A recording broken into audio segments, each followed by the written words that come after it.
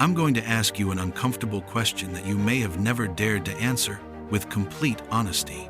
When you see certain people prospering in extraordinary ways, when you notice that some groups of people have built financial empires generation after generation, while you're still struggling to make it to the end of the month, haven't you wondered what they know that you don't?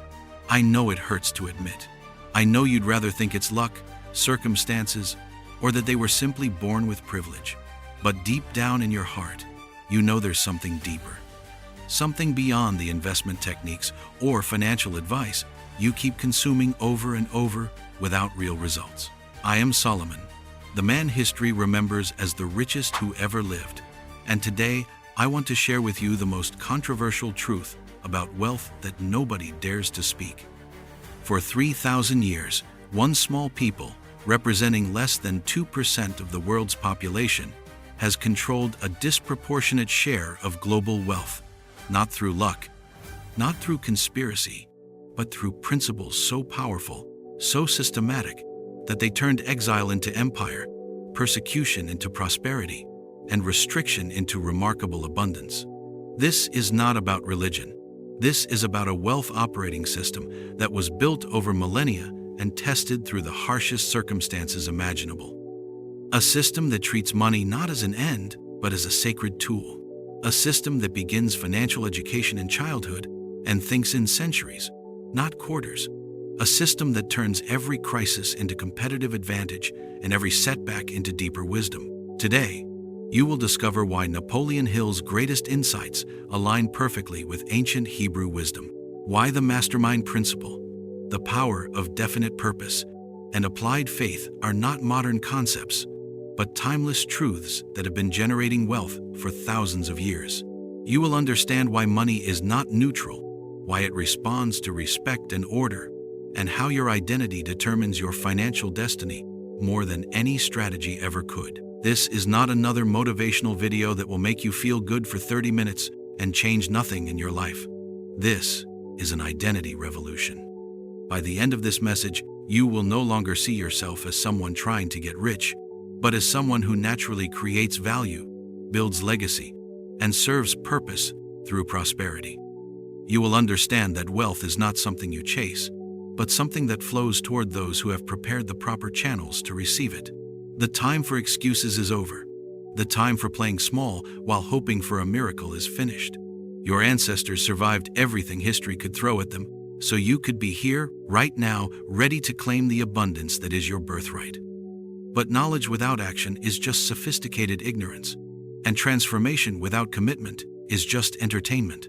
If you're ready to stop being a spectator in your own financial life and start operating from the same principles that have created generational wealth for centuries, then subscribe to this channel right now. Because what I'm about to share with you will challenge everything you believe about money, success, and what's truly possible when you align your daily actions with eternal principles. Number 1. The enigma of Jewish prosperity. Look around you right now and ask yourself this uncomfortable question. Why do some people seem to effortlessly attract wealth while you struggle with the same financial patterns year after year? You see the statistics, and they haunt you. Less than 0.2% of the world's population, yet they hold over 20% of global wealth. You tell yourself it's luck, connections, or conspiracy, because the alternative is too painful to accept, that there's a system of thinking about money that you simply don't possess. Here is the truth that will shatter every excuse you've ever made about your financial circumstances. Prosperity is not an accident of birth, geography, or circumstance.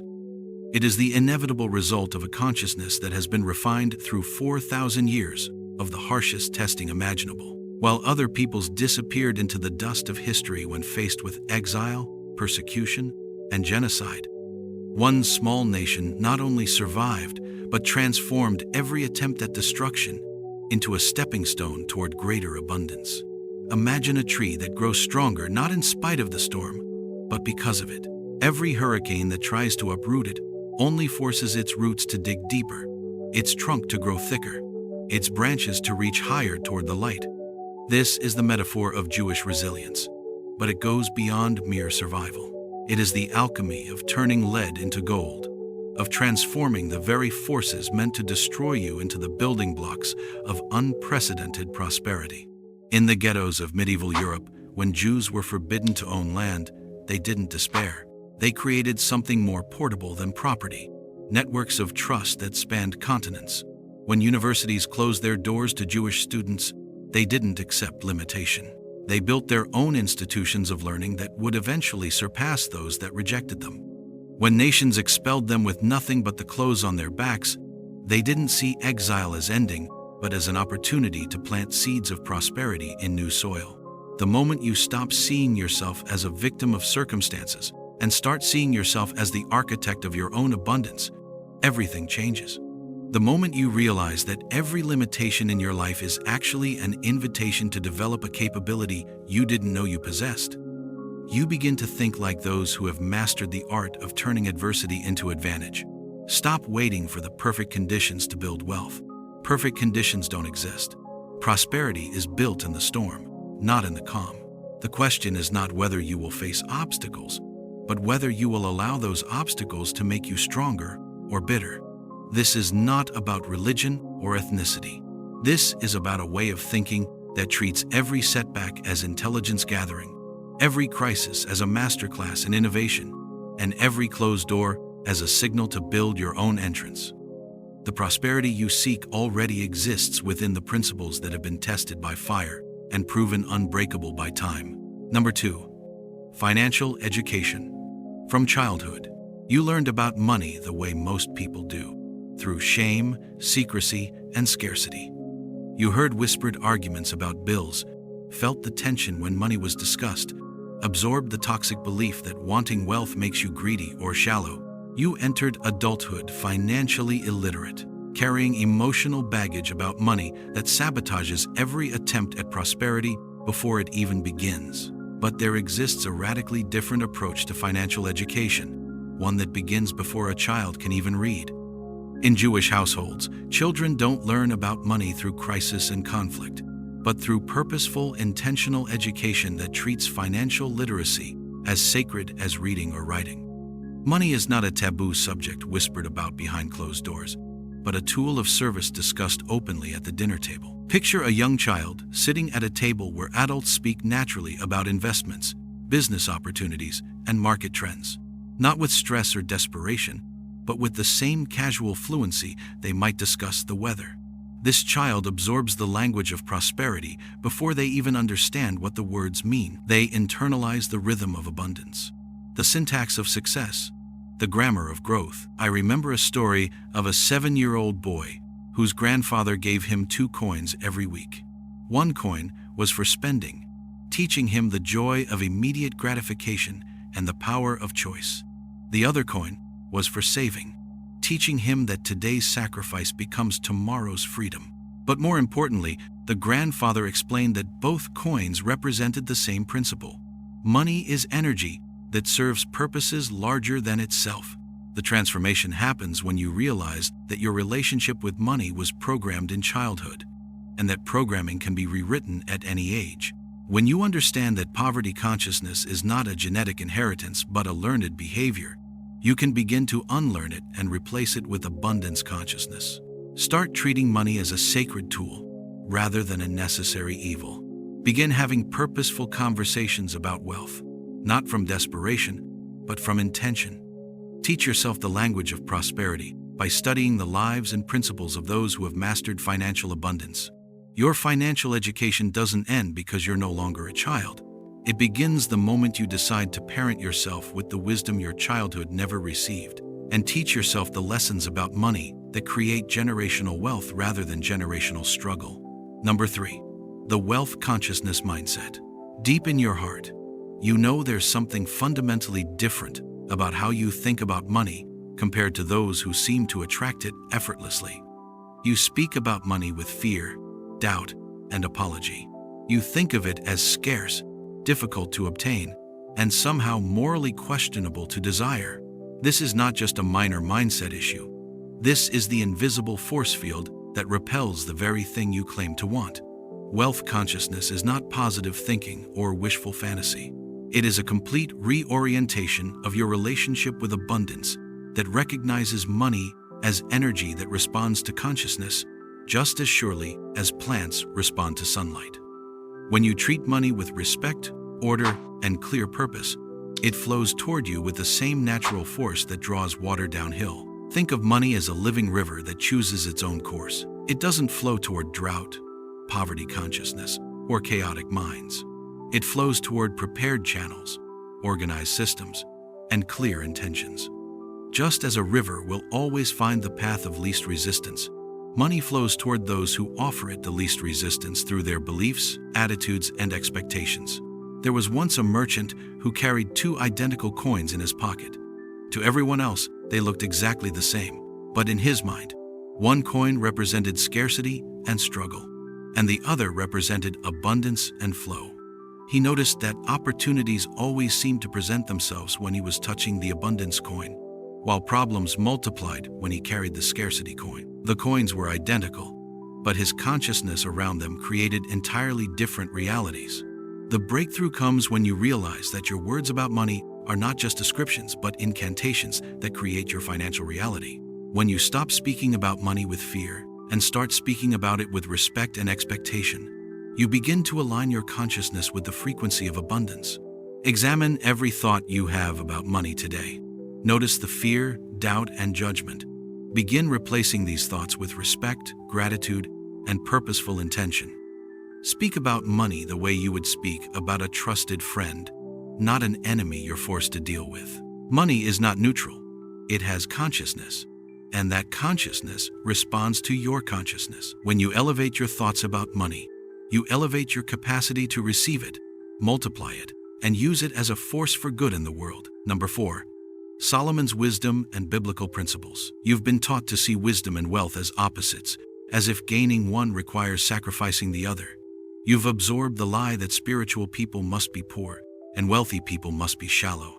This false dichotomy has kept you trapped in unnecessary limitation, believing you must choose between righteousness and abundance, when the truth is that wisdom without resources is impotent, and resources without wisdom are destructive. I, Solomon, was granted wisdom beyond measure, and with that wisdom came wealth beyond calculation.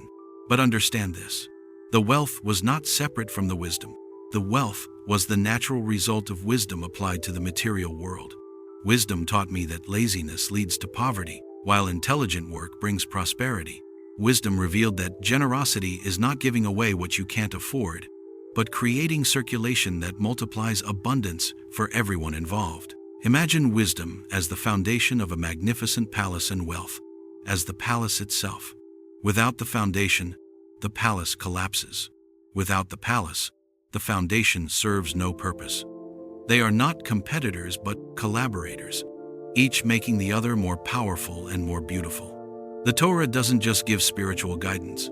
It provides the most sophisticated business manual ever written. It teaches fair treatment of workers, honest weights and measures, the importance of keeping agreements, and the wisdom of saving during abundance to prepare for scarcity.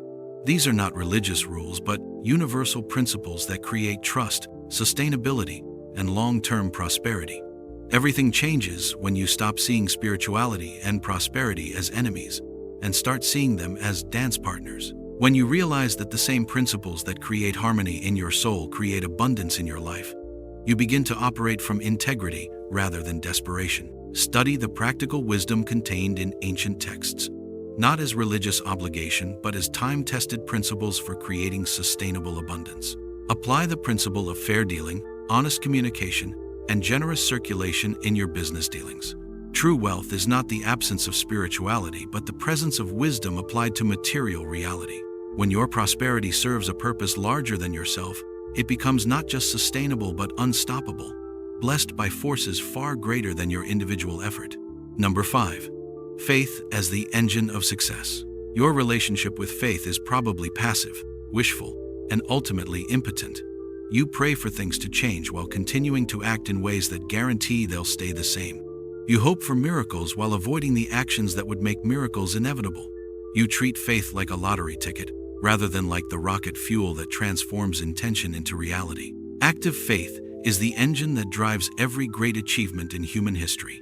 It is not the absence of doubt, but the decision to act in spite of doubt. It is not waiting for perfect conditions, but creating the conditions through focused action backed by unshakable belief in the ultimate outcome. Picture faith as a bridge across a chasm that you cannot see the other side of. Passive faith stands at the edge of the bridge, hoping someone will carry you across. Active faith takes the first step onto the bridge, trusting that each step will reveal the next one, and that your movement forward will create the very path you need to reach your destination. In Hebrew, there's a phrase that has sustained my people through 4,000 years of trials. Gamzu latova. This too is for good. When the Romans destroyed the temple, we said Gamzu latova and scattered to plant seeds of wisdom throughout the world. When we were expelled from Spain, we said Gamzu latova and carried our knowledge to new lands where it would multiply. When doors closed, we built new doors. When paths ended, we created new paths. The transformation occurs when you stop seeing setbacks as evidence that your faith was misplaced and start seeing them as redirections towards something better than what you originally planned. When you realize that faith is not about getting what you want, but about trusting that what you get is exactly what you need for your ultimate good. Begin taking action on your goals before you feel ready. Move forward with incomplete information but complete commitment. Trust that the universe responds to movement, not to meditation without action. Faith without works is dead, but works without faith are exhausting and ultimately fruitless. When you combine unshakable belief with consistent action, you become a force of nature that obstacles cannot stop, setbacks cannot discourage, and circumstances cannot control. Number 6. The value of knowledge and education. You treat education like a phase of life that ends when you receive a diploma, like a finite process that concludes when you get a job.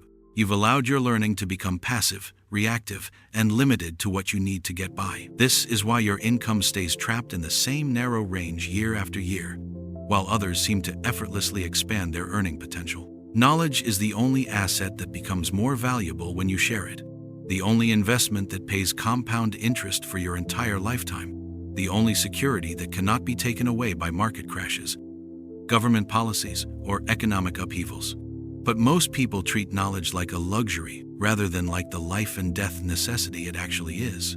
Think of your mind as a garden that will either grow weeds or flowers, but will never remain empty. Every day that you don't deliberately plant seeds of valuable knowledge, the weeds of ignorance, outdated information, and limiting beliefs are taking root. A garden doesn't become beautiful by accident, and a valuable mind doesn't develop without intentional cultivation. There's a story of a Jewish scholar whose village was attacked and burned to the ground. The villagers stood among the ashes, mourning their lost possessions, their destroyed homes, their stolen livestock. But this scholar stood calmly among the ruins and said, "I have lost nothing that matters. My library may be gone, but my learning remains. My home may be destroyed, but my knowledge travels with me. I can rebuild everything I've lost, but more importantly, I can build something even better because I am not the same person who lived in that house." The moment you shift from consuming information for entertainment to acquiring knowledge for transformation, your entire trajectory changes. When you realize that every skill you develop multiplies your earning potential and every insight you gain opens doors you didn't even know existed. Commit to learning something new every single day. Not as a hobby, but as a survival strategy. Invest in your education with the same seriousness you would invest in real estate or stocks, because knowledge is the foundation upon which all other investments are built. In an age where artificial intelligence can replace routine work, the premium belongs to those who can think, adapt, innovate, and solve problems that don't yet have solutions. Make yourself irreplaceable by becoming unstoppably valuable through continuous learning. Number 7. Discipline as a way of life. You think of discipline as punishment, as giving up what you want in order to get what you need. You see it as restriction, limitation, and the enemy of freedom. This backwards understanding of discipline is why you remain trapped in cycles of impulse and regret, starting and stopping, gaining and losing, dreaming and disappointing yourself. True discipline is not the absence of freedom, but the presence of power. It is the ability to do what needs to be done whether you feel like it or not. It is the strength to choose long-term reward over short-term pleasure. It is the foundation upon which all lasting achievement is built. Imagine discipline as a muscle that grows stronger with use and weaker with neglect. Every time you do what you said you would do, especially when you don't want to, that muscle gets stronger. Every time you give in to impulse, make excuses, or choose the easy path, that muscle atrophies. The strongest people in the world are not those who never feel weak, but those who act strong even when they feel weak. For 4,000 years, my people have practiced a discipline that seemed restrictive to outsiders, but was actually liberating to those who lived it. The Sabbath forced rest in a world addicted to busyness. Daily prayer created moments of reflection in lives filled with urgency. Dietary laws taught consciousness about consumption. These weren't burdens but training grounds for the mental strength that would allow survival and prosperity under any conditions. Everything changes when you realize that discipline is not about perfection but about consistency. You don't need to be disciplined in every area of your life simultaneously. You need to choose one area where you will be absolutely reliable to yourself, and let that reliability spread naturally into other areas. Choose one daily practice that will compound over time and commit to it for the next 90 days without exception. Whether it's reading for 30 minutes, exercising, saving money, or learning a skill, let your consistency in this one area prove to yourself that you can be trusted to keep your word. The person who can control themselves can control their circumstances. The person who can delay gratification can multiply it. The person who can do what they don't want to do can have what they want to have. Number 8. Turning adversity into opportunity. Every setback in your life has left you slightly more bitter, slightly more cautious, slightly more convinced that the world is rigged against you. You collect your wounds like trophies, telling stories of how unfairly you've been treated, how many times you've been disappointed, how difficult your circumstances are. You've become an expert in explaining why you can't succeed rather than learning how to turn obstacles into stepping stones. There is a way of thinking that transforms every adversity into an asset, every problem into a promotion, every crisis into a catalyst for unprecedented growth. It is not positive thinking or denial of reality. It is the practical intelligence that finds the hidden gift in every unwrapped challenge. Picture adversity as a master teacher who never gives you the lesson you want, but always gives you the lesson you need. This teacher speaks a harsh language, uses uncomfortable methods, and demands more from you than you think you can give. But every graduate of this school emerges stronger, wiser, and more capable than those who never faced the curriculum. When my people were forbidden to own land in medieval Europe, they didn't protest their exclusion from agriculture. They developed expertise in trade, banking, and portable professions that would serve them for centuries. When universities closed their doors to Jewish students, we didn't beg for admission. We created institutions of learning that would eventually surpass those that rejected us. When entire nations expelled us with nothing but our knowledge, we planted seeds of prosperity in new soil that produced harvests beyond imagination. The transformation begins when you stop asking, "Why is this happening to me?" and start asking, "What is this preparing me for?" When you stop seeing yourself as a victim of circumstances and start seeing yourself as a student in the university of life, look at your current biggest challenge and ask yourself what capability it's forcing you to develop. What skill is it teaching you? What strength is it revealing? What opportunity is it creating? Every adversity carries within it the seed of an equal or greater benefit, but only for those who refuse to plant it in the soil of bitterness and instead choose to nurture it with the water of wisdom and the sunlight of persistent effort. Number 9. The power of community and reputation. You try to build wealth as a lone wolf, believing that success is an individual sport and that asking for help is a sign of weakness. You protect your ideas like state secrets, compete instead of collaborate, and wonder why opportunities seem to flow more freely to others who appear no more talented than yourself. True wealth is never built in isolation, but always through networks of mutual trust, support, and reciprocal benefit. Your reputation is your most valuable asset, more precious than cash, more powerful than credentials, more important than connections. When your word becomes your bond and your character becomes your currency, you tap into a source of abundance that individual effort alone can never access. Think of reputation as an invisible bank account, where every honest dealing makes a deposit, and every broken promise makes a withdrawal.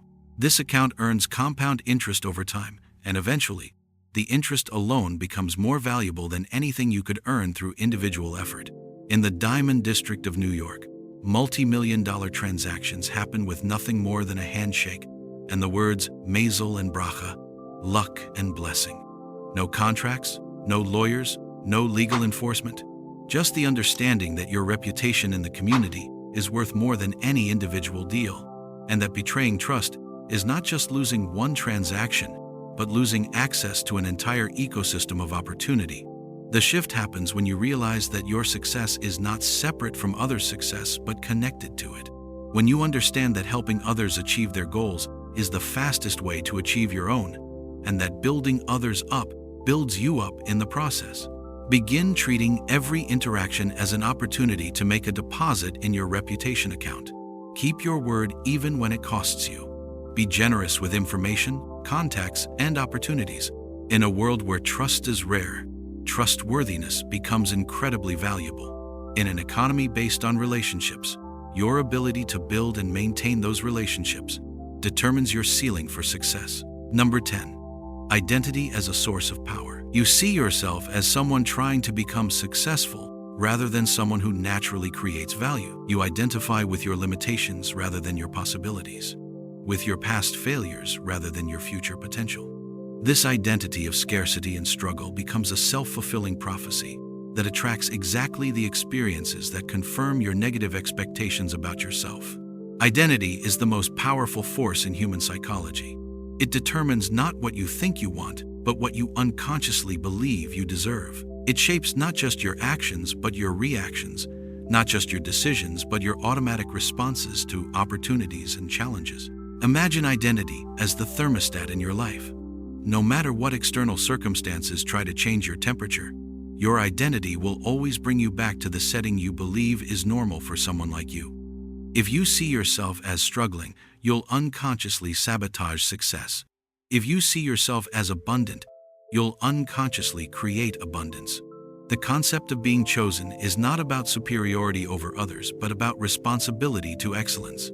When you truly believe that you were placed on this earth for a specific purpose, that your talents are not accidents but assignments, that your potential is not optional but obligatory, everything about your approach to life changes.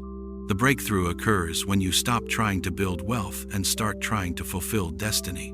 When you stop seeing prosperity as something you're trying to get and start seeing it as something you're meant to express. Begin thinking of yourself as someone who naturally creates value, solves problems, and serves others at the highest level. Act from this identity even before your circumstances match it. Your identity is not determined by your history, but by your decision about who you choose to be moving forward. The moment you decide to be the kind of person who naturally attracts abundance, you begin to become that person through your daily choices and consistent actions. Number 11. Integral wealth and spiritual abundance.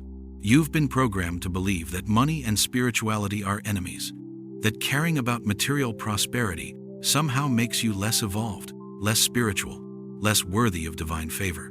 This toxic separation between sacred and secular has kept you trapped in unnecessary poverty, while others who understand the integration of these forces create abundance that serves both personal needs and higher purposes.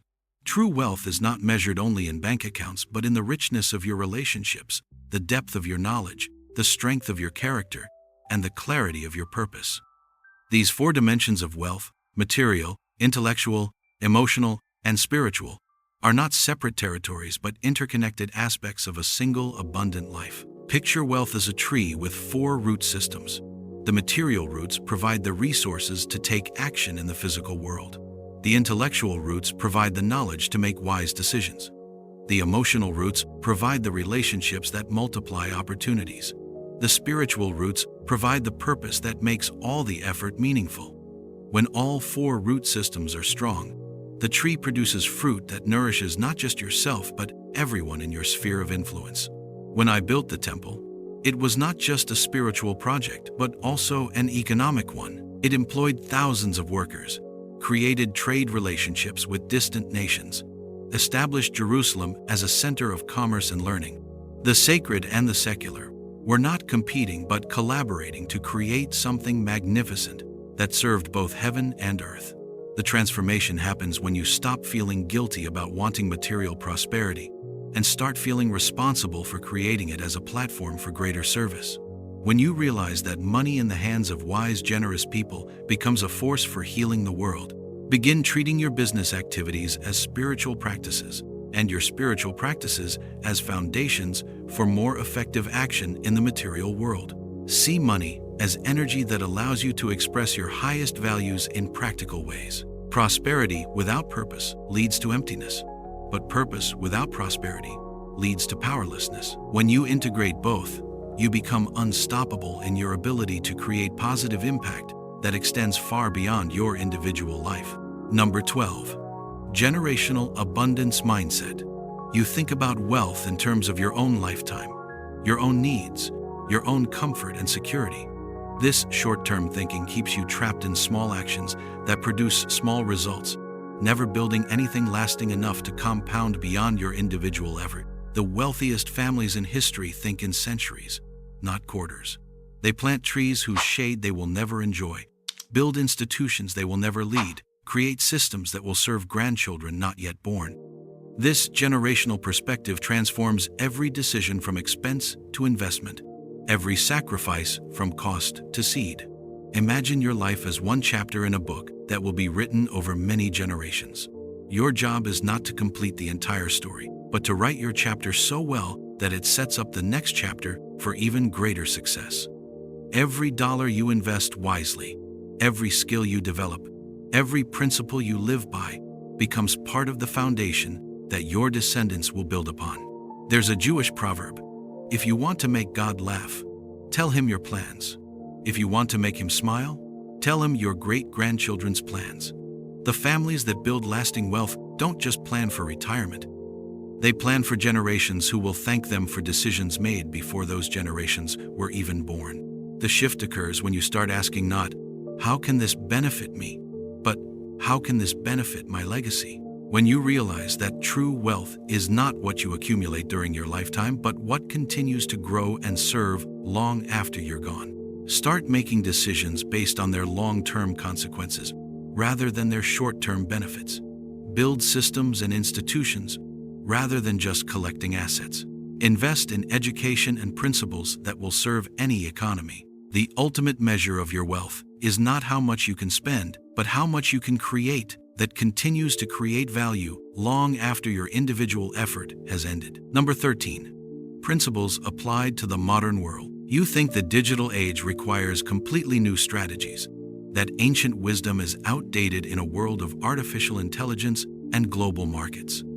You chase the latest trends, the newest platforms, the most current tactics, never realizing that technology changes but human nature remains constant, and the principles that created wealth for thousands of years are even more powerful in an interconnected world. The same principles that allowed Jewish merchants to thrive in medieval marketplaces now power the most successful companies in Silicon Valley.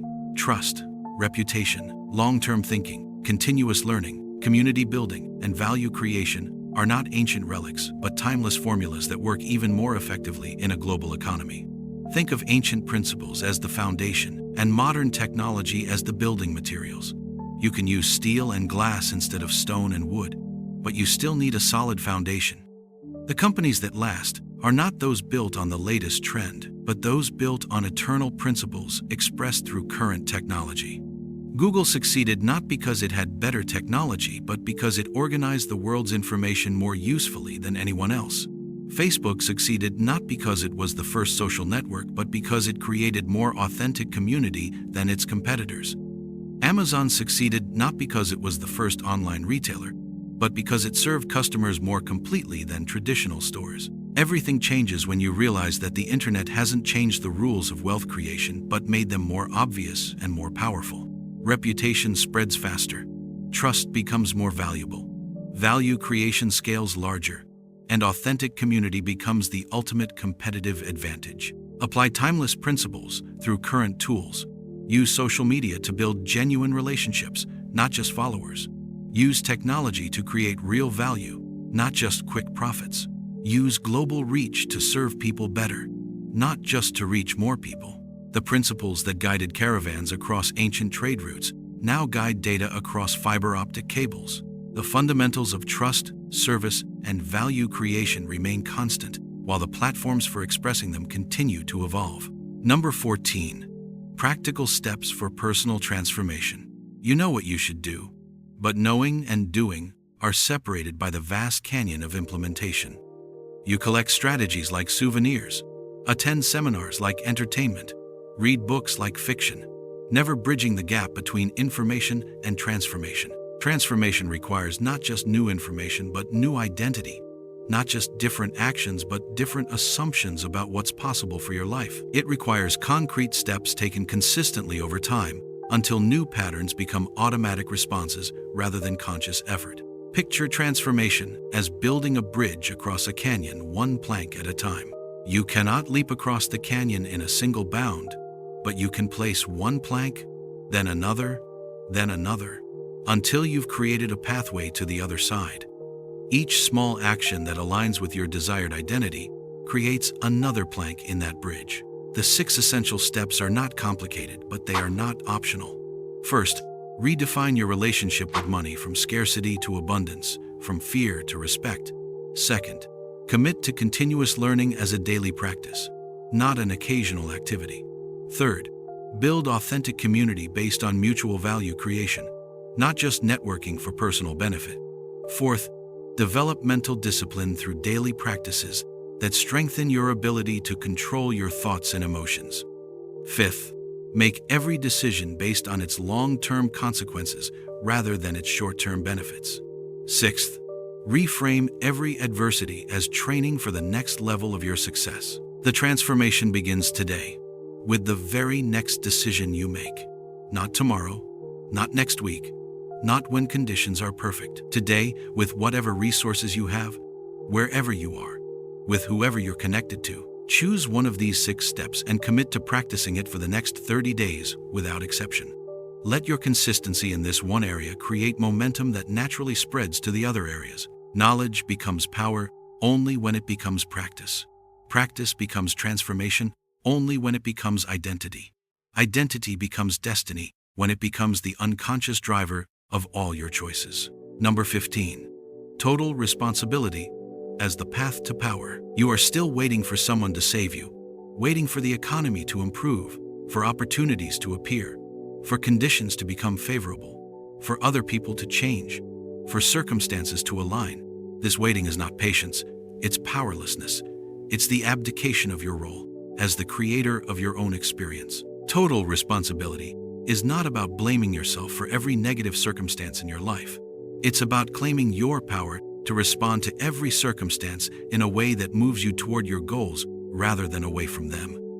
It's about becoming the protagonist of your own story instead of a supporting character in someone else's drama. Imagine your life as a movie where you discover halfway through that you're not just the star, but also the director, producer, and screenwriter.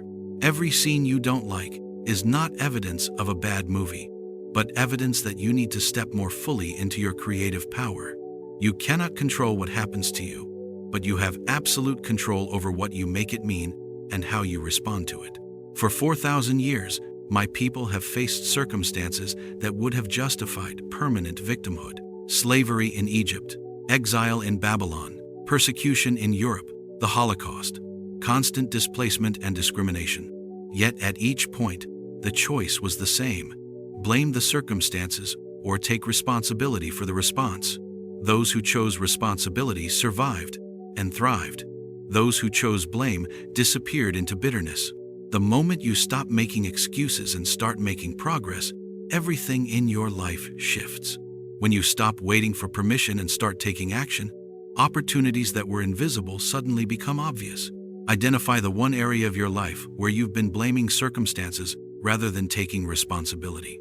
Choose one concrete action you can take today to move that situation in a positive direction, regardless of how others behave.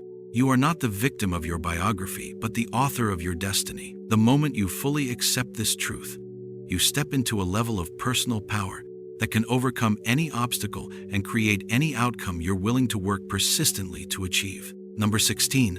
Legacy as supreme motivation. Your motivation comes from what you want to get, rather than from what you want to give. You're driven by immediate pleasure, short-term relief, and personal comfort. This self-centered motivation is weak, inconsistent, and ultimately unsustainable because it provides no meaning deeper than your own temporary desires. Legacy motivation is different. It's powered not by what you want to receive, but by what you want to contribute. Not by how you want to feel, but by how you want to be remembered. Not by what you want to accumulate during your lifetime, but by what you want to create that continues long after your lifetime ends. Think of legacy as your opportunity to touch eternity. Every life is limited by time, but legacy transcends time. Every individual has limited energy, but legacy multiplies energy across generations. Every person faces death, but legacy defeats death by ensuring that your best contributions continue to serve long after you're gone. King David could have built a comfortable palace and lived in luxury, but he chose to gather materials for a temple that his son would build. He knew he would never see the completed temple, never receive credit for its glory, never enjoy its benefits. But he also knew that his preparation would make possible something greater than anything he could achieve in his own lifetime. The transformation happens when your daily actions are motivated not by immediate reward, but by ultimate impact. When you ask not, "What's in this for me?" but "What's in this for the generations who will come after me?" Begin every major decision by asking how it will affect not just you, but your children, grandchildren, and the community you're part of. Build systems and institutions, not just personal wealth. True immortality is not living forever, but creating something that lives forever. True success is not what you achieve during your lifetime, but what continues to achieve long after your lifetime ends. Number 17. Infinite abundance mindset. You operate from a scarcity mindset that treats wealth as a zero-sum game, believing that someone else's gain must be your loss, that there's not enough prosperity to go around, that competition means war rather than collaboration. This poverty consciousness creates exactly the limitations you fear. Abundance mindset recognizes that wealth is not a pie that gets smaller when others take a slice, but a garden that grows larger when more people plant seeds. In an economy based on ideas, creativity, and value creation, success multiplies when shared rather than diminishing when divided. Picture the universe as an infinite source of energy that flows most freely toward those who allow it to flow through them to others. Hoarding this energy creates resistance and blockage. Sharing it creates circulation and multiplication. The most abundant people in history were not those who kept the most for themselves, but those who created the most value for others. When the Jewish people were scattered across the world, they didn't compete with each other for scarce opportunities. They created networks of mutual support that made everyone stronger. A Jewish merchant in Amsterdam would help a Jewish trader in Venice, who would support a Jewish banker in Prague, who would assist a Jewish scholar in Constantinople. Their success was interconnected, not competitive.